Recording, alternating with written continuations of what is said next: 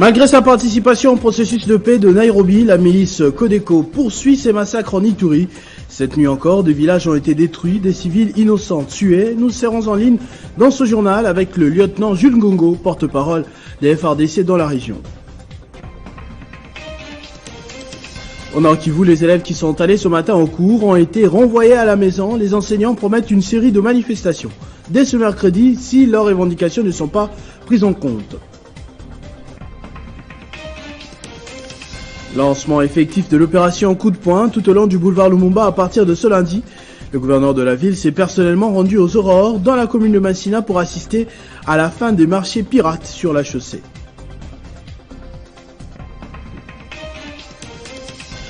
En international, nous parlerons de 3 jours de deuil national au Sénégal après la mort de 40 personnes dans un accident de circulation samedi dans la nuit à environ 250 km à l'est de la capitale Dakar.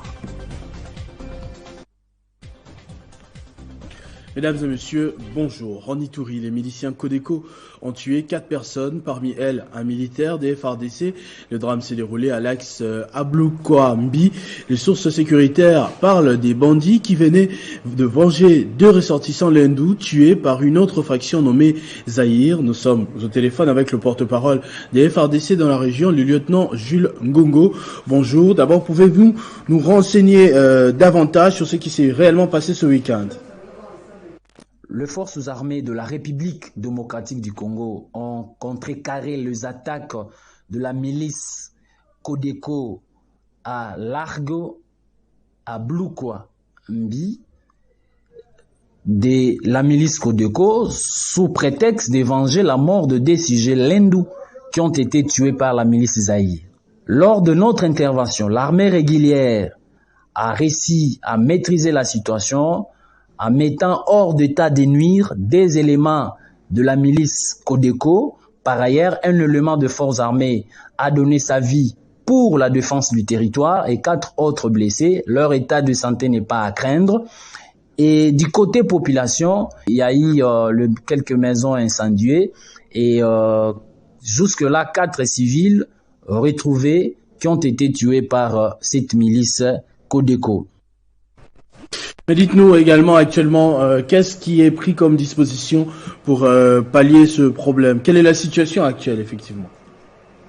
Et pour le moment, la situation est maîtrisée par les forces armées. D'ailleurs, certains habitants vulnérables dans la zone sont sous la haute protection des forces armées de la République démocratique du Congo au niveau de l'état-major 3202 régiment situé à Masumbuko.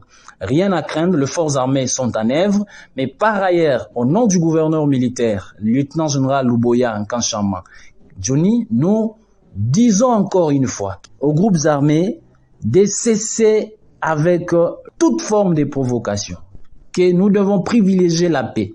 La paix en Ituri est aussi à ses prix. Donc, le moyen pacifique pour résoudre le problème de l'Ituri et l'insécurité en Ituri est de mise aux groupes armés de cesser avec toute forme de provocation et surtout de privilégier le moyen pacifique. Merci beaucoup, lieutenant Jules Ngongo, porte-parole de FARDC en Ituri. Un accident de circulation, cette fois, a fait 4 morts et une dizaine de blessés dimanche vers 5 heures du tronçon sur le tronçon Gemena-Zongo, plus précisément au village Goudou, dans la province du Sud-Ubangui. La crevaison de pneus de véhicules qui roulaient à vive allure est à la base de cet accident, confirme le porte-parole des FARDC au Sud-Ubangui, joint au téléphone par Bénédicte Toya. Cet incident malheureux s'est passé le samedi 7 janvier. Un camion de marque MAN transportant de fûts d'huile de palme à partance vers Zongo a fait le tonneau vers 168 km à l'ouest de la ville de Gemena. Précisément, nous sommes là au village Boyabo. La cause de l'accident n'est rien d'autre que l'excès de vitesse. Le bilan provisoire fait état de 4 morts, dont 2 femmes et 2 hommes, et 9 blessés graves, parmi lesquels on compte une femme et 8 hommes. Le chauffeur de ces camions qui répond au nom de Shekina est en fuite. Les services de sécurité sont présentement à sa recherche. Voilà en gros la situation de cet accident. Au Nord Kivu, un mouvement de grève s'observe depuis ce lundi dans plusieurs écoles publiques de la ville de Goma. Les enseignants réclament l'amélioration de leurs conditions sociales et les 20 000 francs promis par le gouvernement pour appuyer la gratuité de l'enseignement sur l'ensemble du pays. Les élèves qui sont allés ce matin au cours ont été renvoyés à la maison. Les enseignants promettent une série de manifestations dès ce mercredi si rien n'est fait. Lorsque nous étions dans l'évaluation des accords de Mbuela à Mbuela Lodge, et le gouvernement avait accordé aux enseignants une prime de la gratuité, donc la majoration, l'ajustement de la prime de la gratuité de 20 000 francs par mois, donc ça serait 50 000 francs. Mais malheureusement, à un moment donné, nous n'avons pas vu les 20 000 francs qui devaient être ajoutés aux 30 000 francs qui est naturellement donné. C'est pour cette raison que certains enseignants ici en province ont manifesté leur mécontentement. Je dirais une poussière d'enseignants. Parce que tel que vous voyez, ici là où nous sommes, et les cours sont en train de se donner normalement. Il y a ici plus de 5 écoles primaires et dans d'autres écoles. Seulement, nous avons constaté qu'il y a des politiciens qui sont en train de s'ingérer dans les syndicats et cela fait assez que les gens ne respectent plus l'administration. Parce qu'au niveau national, l'intersyndical a donné l'ultimatum de 48 heures au gouvernement congolais et demain, il y aura un saisie de tous les enseignants au niveau de Kinshasa, au niveau du ministère des Finances et tout ça c'est pour revendiquer cet argent-là des enseignants. À partir de mercredi, nous allons commencer avec des actions. Nous allons attaquer la division provinciale du budget, nous allons attaquer le ministère des Finances, la division des Finances. Nous allons faire des actions à ces bureaux parce que c'est au niveau du budget et finances où notre argent est bloqué.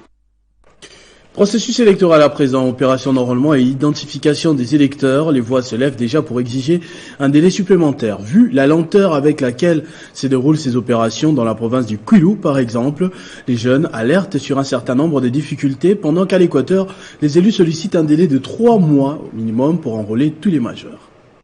Plus de 2 semaines après le lancement de l'opération d'enrôlement et d'identification des électeurs dans les 10 provinces constituant la première zone opérationnelle, les inquiétudes persistent, les difficultés sont enregistrées dans la capitale Kinshasa et dans les provinces, notamment à Kwilu, où les conseils provinciaux de la jeunesse alertent que le nombre de sièges proportionnels au poids électoral risque de ne pas être atteint suite à la lenteur dans ces opérations. Nous avons constaté sur le terrain beaucoup de faiblesses, notamment la lenteur des opérateurs des saisies, et également on peut constater que le matériel ne répond pas et tombe en panne intempestivement, ce qui ralentit encore beaucoup plus le processus. Ce qui fait qu'avec cette allure, le processus dans la province jusque-là avance très mal et nous nous sommes mobilisés avec les organisations des jeunes directement pour rencontrer le secrétaire exécutif provincial de la CENI pour lui faire part de cette situation qui annonce un grand danger pour la province dans la mesure où la province risque de ne pas atteindre un nombre élevé d'enrôlés, ce qui va négativement influencer sur le nombre de sièges. Voilà pourquoi il nous a été question d'engager jusque-là la première démarche de pouvoir faire voir la situation au CEP. Et dans un bref délai, nous allons observer s'il n'y a pas d'amélioration. Nous allons passer à d'autres actions dans la mesure où nous avons l'obligation de continuer à contribuer pour que le processus dans notre province arrive à réussir, peu importe le prix. Malgré les assurances données par le président de la CENI, Denis Kadima, à la Saint-Sylvestre, quant au respect du délai d'1 mois, les députés provinciaux de l'Équateur appellent carrément l'animateur de la centrale électorale de prolonger de 3 mois ces opérations. Le délai qui nous est imparti là est insuffisant par rapport à la dimension de la province et le nombre de personnes que cette province compte. Il y a un pygmée qui est venu me voir.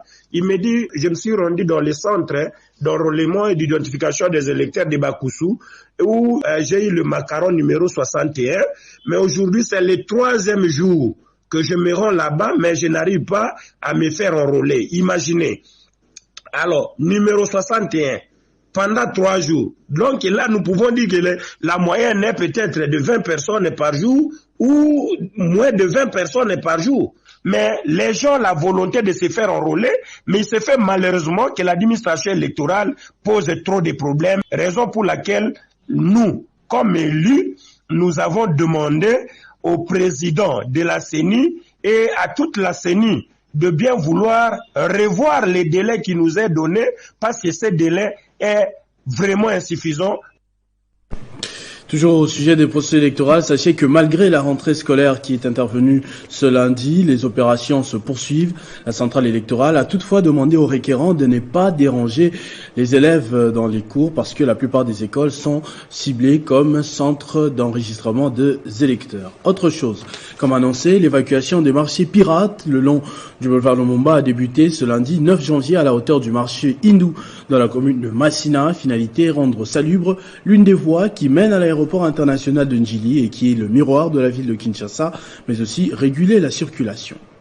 Arrivé à 4h10, accompagné du vice-gouverneur Jekoko Mudumba, du commissaire divisionnaire de la police nationale congolaise Silvano Kassongo, le gouverneur Jean-Tini Ngobila assiste personnellement à cette opération réalisée par la police provinciale en collaboration avec l'unité spéciale de l'environnement de la ville de Kinshasa. Pour l'heure, l'évacuation des emprises publiques sur le boulevard Lumumba se poursuit normalement. L'objectif est de libérer le boulevard Lumumba des marchés pirates et des épaves de véhicules, l'une des causes des embouteillages observés dans cette partie de la capitale. Le chef de l'exécutif provincial revient ici sur le travail que son équipe a réalisé avant même la levée du soleil jusqu'à présent. Nous avons débarrassé des emprises publiques de tous les vendeurs et on a aussi évacué donc les étables qui encombraient cet espace. Donc l'opération s'est faite avec beaucoup de succès. Je voudrais ici remercier la police ainsi que tous les services de la ville qui ont fait un travail d'excitant, qui ont travaillé d'arrache-pied. Ce travail est parti du mur de la RVA au quartier Badara et va s'étendre jusqu'à la première rue Lumete-Funa. Les arrêts de bus devront être délocalisés vers certaines avenues pour laisser libre la circulation sur le boulevard. Les agents et cadres de l'Institut national de préparation professionnelle auront droit à une rémunération décente. C'est en tout cas l'un des défis que compte relever la nouvelle équipe dirigeante qui a été présentée lors d'une cérémonie présidée par Jean-Marie Lukulassi, président du conseil d'administration. C'est une nouvelle philosophie qui sous-tendra l'activité à l'Institut national de préparation professionnelle INPP. La cérémonie de présentation de la nouvelle équipe conduite au conseil d'administration par le député national Jean-Marie Lukulassi et à la direction générale a permis d'identifier les défis et de fixer les axes d'action pour les relever. Devant les cadres des directions de cet institut, le président du conseil d'administration Jean-Marie Lukulassi a rappelé la mission à eux confiée par le chef de l'État, Félix-Antoine Tshisekedi Tshilombo. Assurer l'employabilité de la main-d'œuvre, garantir la conversion professionnelle, rendre compétitif la qualification professionnelle sont là les tâches traditionnelles de l'UNPP. Pour bien accomplir cette mission, le défi ci-après devait être élevé avec vous. Adapter la formation aux besoins des entreprises et au programme du développement des 145 territoires initiés par le chef de l'État. Sur le plan de partenaires, multiplier de partenaires extérieurs et intérieurs pour accompagner l'INPP dans cette noble aventure. Sur le plan social, monsieur le délégué du personnel, nous sommes conscients de la modicité des salaires des cadres et agents de l'INPP. La politique de notre équipe est de voir d'une part les agents et cadres recevoir une rémunération décente qui pourra le mettre à l'abri de besoins primaires. La direction générale menée par Stanislas Godefroy Chimanga est consciente de la délicatesse de la mission et s'emploiera à concrétiser les politiques décidées par le conseil d'administration en droite ligne des attentes du gouvernement de la République. Notre page internationale à présent. Au Sénégal, 40 morts et 87 blessés. C'est le bilan d'un accident de circulation la nuit de samedi à dimanche 8 janvier dans les départements de Kaffrine, à environ 250 km à l'est de la capitale Dakar. Le gouvernement a décrété à l'occasion un deuil de 3 jours. L'accident a eu lieu à 3h15 du matin dans la nuit de samedi à dimanche, près de la ville de Kaffrine, à environ 250 km au sud-est de la capitale, Dakar. Un week-end noir au Sénégal, 40 personnes ont perdu la vie et 87 autres sont blessées après la collision entre deux bus. Devant l'ampleur du drame, le président Macky Sall a décrété un deuil national de 3 jours à partir de ce lundi 9 janvier. Les victimes, elles, ont été transportées à l'hôpital de Kaffrine, les carrasses des bus dégagées et la voie est de nouveau ouverte à la circulation, selon les pompiers. Le gouverneur et le préfet s'étaient rendus sur le lieu. Les accidents de bus sont fréquents en Afrique en raison du mauvais entretien des véhicules, de routes en mauvais état, mais aussi d'erreurs de conduite. De nombreux automobilistes étant détenteurs des permis achetés auprès d'inspecteurs corrompus sans avoir jamais fréquenté d'auto-école. Il s'agit toutefois de l'accident le plus meurtrier au Sénégal de ces dernières années et le bilan est encore provisoire. Au Brésil, la police a repris le contrôle des lieux de pouvoir et a signalé les retours du président brésilien Lula au palais présidentiel après les manifestations des participants d'extrême droite hier à Brasilia, la capitale, pour contester le pouvoir du président en place. Héritier Ntamboa signe ce reportage. C'est une tentative des coups d'État qui rappelle les images de l'assaut du Capitole américain le 6 janvier 2021. En rappel, c'est dimanche 8 janvier, les partisans d'extrême droite de l'ex-président Jair Bolsonaro ont envahi les bâtiments de la place des Trois Pouvoirs à Brasilia, réunissant les palais présidentiels, les congrès et la Cour suprême. Cette invasion a eu lieu une semaine après l'investiture de Lula, dont les manifestants refusent l'élection. En début d'après-midi du dimanche, des centaines de contestataires se sont rassemblés pour aller manifester sur place des Trois Pouvoirs. Quelques heures après les débuts des débordements, le nouveau président Lula prend la parole. Ces personnes doivent être punies de manière exemplaire, afin que personne, jamais, n'ose, avec le drapeau national sur le dos ou avec le maillot de l'équipe nationale brésilienne, se faire passer pour des nationalistes, se faire passer pour des Brésiliens et faire ce qu'ils ont fait aujourd'hui. Signalons qu'après plusieurs heures de chaos dimanche, les forces de l'ordre ont repris le contrôle des bâtiments envahis par des centaines de manifestants anti-Lula. Plus de 300 personnes ont été interpellées et le parquet général a demandé l'ouverture immédiate d'investigations pour établir la responsabilité des personnes impliquées dans l'attaque des bâtiments officiels.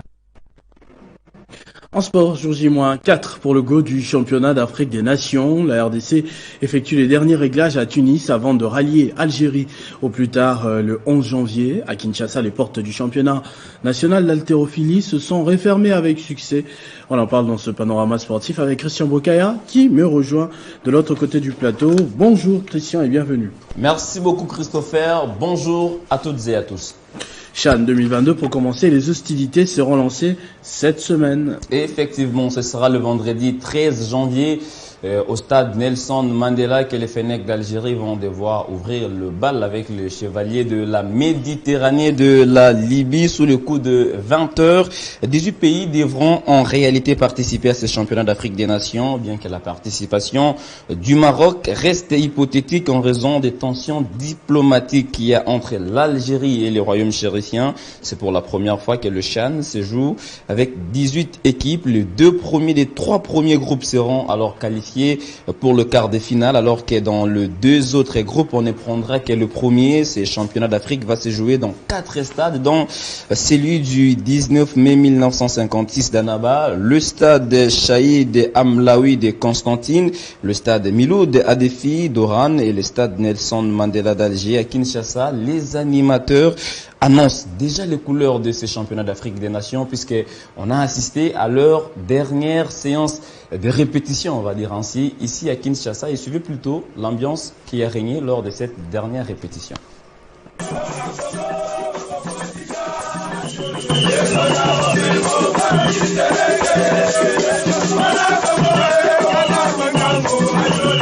Na kombo ya bana Congo, na kombo ya banimateri ya équipe nationale ya Léopard.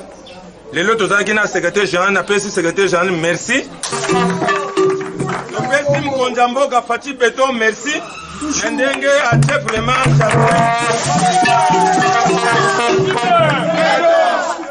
Ndenga ate charité pour même ba sportif nyonso à Congo. Mukonza bonga kabongo po un grand pays local la Congo vraiment kozanga na chane ke ba sportif bazanga mais charité des ali token. Topesi merci na son excellence Serge Konde. Monsieur Premier ministre, grand sportif, Samba Lukonde.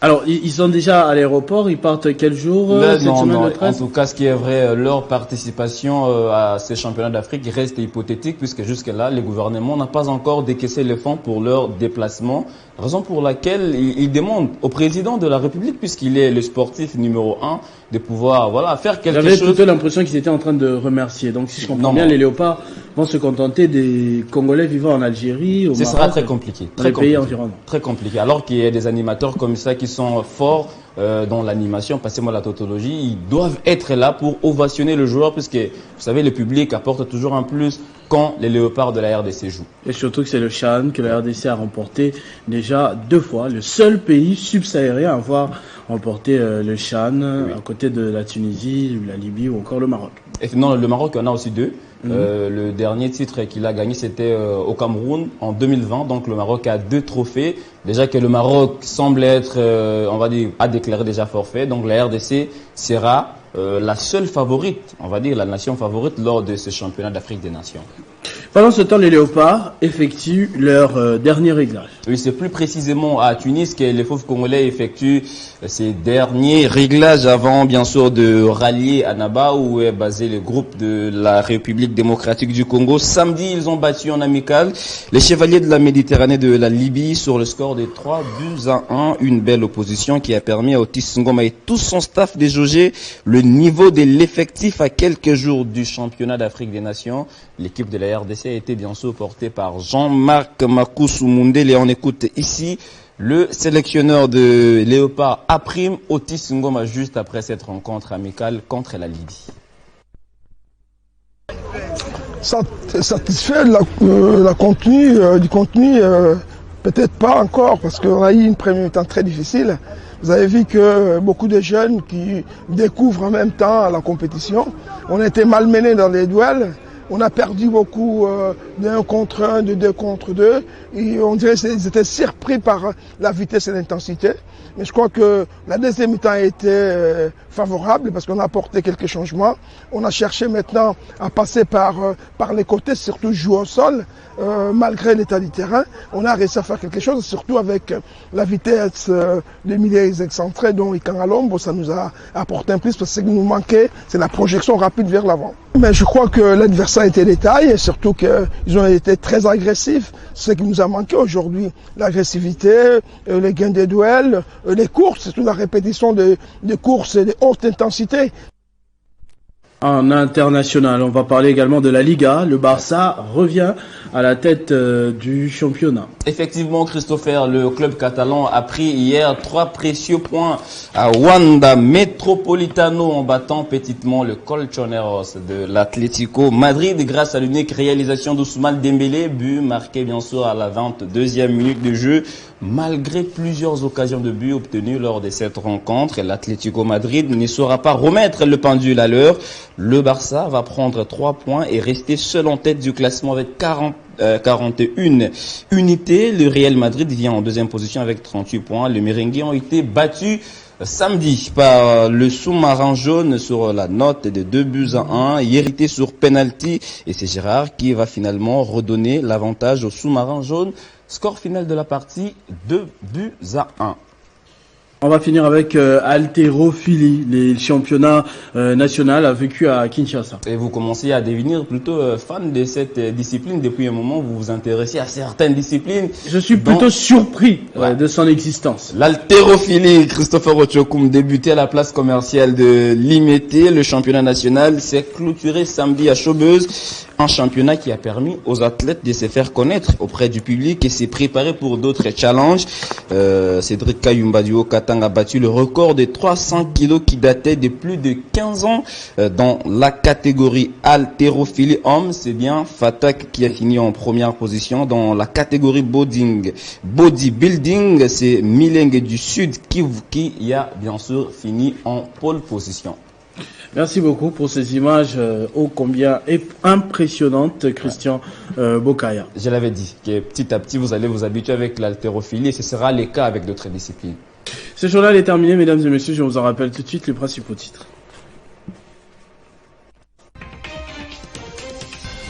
Malgré sa participation au processus de paix de Nairobi, la milice Codeco poursuit ses massacres en Ituri. Cette nuit encore, des villages ont été détruits, des civils innocents tués. Nous avons été en ligne dans ce journal avec le lieutenant Jules Ngongo, porte-parole des FARDC en Ituri.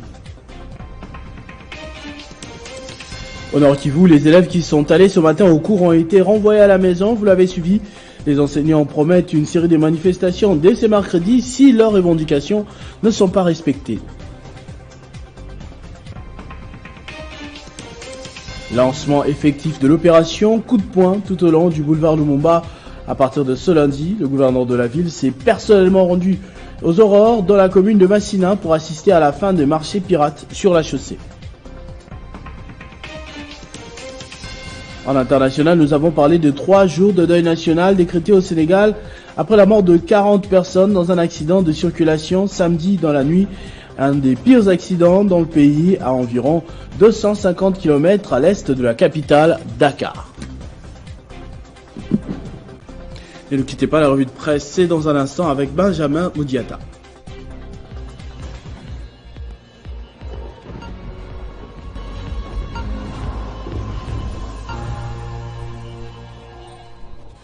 Benjamin Moudiata qui me rejoint de l'autre côté du plateau. Bonjour et bienvenue Benjamin. Merci beaucoup Christopher. À la une de votre revue de presse, vous vous intéressez à la réception des équipements de guerre servis autrefois, c'est-à-dire la semaine passée, par la République de Turquie. Exactement Christopher, 3 jours depuis, les journaux tournent encore autour de cette réception d'équipements militaires venant de la Turquie. Alors on va ouvrir avec Forum des As qui titre « Coopération entre Kinshasa et Ankara ». La RDC reçoit du matériel militaire de la Turquie. Ce média écrit donc que le gouverneur militaire du Nord Kivu, le lieutenant-général Constant Dima, a réceptionné le vendredi 6 janvier dernier à Goma, chef-lieu de la dite province, du matériel militaire dans les cadres de la coopération militaire entre la République démocratique du Congo et la Turquie. De l'autre côté, Christopher, le quotidien L'Observateur affirme en titre « Dans les cadres de la coopération militaire, la Turquie dote l'armée congolaise, le FARDC, d'un lot de matériel militaire moderne. » Ici, l'Observateur fait à sa chute que cette action de la part de la Turquie est venue pour renforcer, n'est-ce pas, l'amitié entre la Turquie et la République démocratique du Congo. Ça s'arrête pas là. Il y a aussi le livre débat, Christopher, qui revient sur le sujet en titrant du matériel militaire turc reçu à Goma, le front contre les M23 renforcé. Pendant que les autres regardent le fait sous un angle coopératif, Christopher, le libre débat, lui, a choisi de regarder dans un angle tactique et logistique, en disant que maintenant, les FARDC, après avoir reçu tout ce matériel militaire, sont en parfaite position pour faire face aux rebelles du M23, visiblement soutenus par le Rwanda. Autre chose, Benjamin, opération coup de poing, Kinshasa veut assainir les grandes artères. C'est ça, Christopher, l'autre sujet brûlant, n'est-ce pas, qui est le quotidien Paris ce lundi nous ont apporté. Coup de poing, Christopher Ochokoum, les quotidiens L'Avenir qui commence, il dit à la une, en perspective de l'arrivée du pape François, l'hôtel de ville lance l'opération coup de poing. Et dans son article, il clame que l'arrivée imminente du pape François va obliger Kinshasa à revêtir, n'est-ce pas, d'une nouvelle robe. Alors l'hôtel de ville pense que la bonne chose à faire sera d'assainir le tronçon qui va de l'aéroport international de Djili jusqu'à la première rue Limité. C'est la partie, selon l'hôtel des villes, qui a le plus de marchands ambulants, de vendeurs qui étalent leurs produits au bord de la route. Alors, assainir cet espace sera une très bonne chose pour recevoir le souverain pontife. Econews, de son côté, a titré « Lutte contre l'insalubrité à Kinshasa ». Démarrage ce lundi de l'opération Coup de poing. Ce média se questionne si seulement cette opération de plus qui vient pour assainir cette partie de la ville-province de Kinshasa va être menée à bien. Christopher Ochokoum. On va terminer avec, entre l'assainissement de Kinshasa et le propos du gouvernement, Kinshasa s'apprête à recevoir le pape François, on l'aura compris. Exactement, Christopher, tout en notant une seconde fois que l'opération Coup de poing est liée à la réception du pape François qui va venir à Kinshasa. Il y a le livre de bas qui titre « Visite du pape François en RDC ». Jean-Michel Samalou Kondé, le Premier ministre, a reçu le nonce apostolique Monseigneur Hector pour faire le point sur l'accueil du souverain pontife à Kinshasa. C'est une preuve que le gouvernement ne cesse de travailler nuit et jour pour que le pape soit reçu dans les conditions meilleures. Et un peu plus haut, le même n'est-ce pas, article revient avec le programme détaillé du voyage et du séjour du pape François à Kinshasa, en notant que si tout va comme prévu, le pape François va fouler les sols congolais le 31 janvier 2023 à 15h pile. Christopher Ochokoum. Merci beaucoup Benjamin Moudiata pour toutes ces informations et cette lecture transversale des journaux. C'est moi qui vous remercie Christopher. À tous et à toutes également, merci de votre attention soutenue. Restez fidèles au programme de votre chaîne Télé 50, vivez 100 ans, mesdames et messieurs.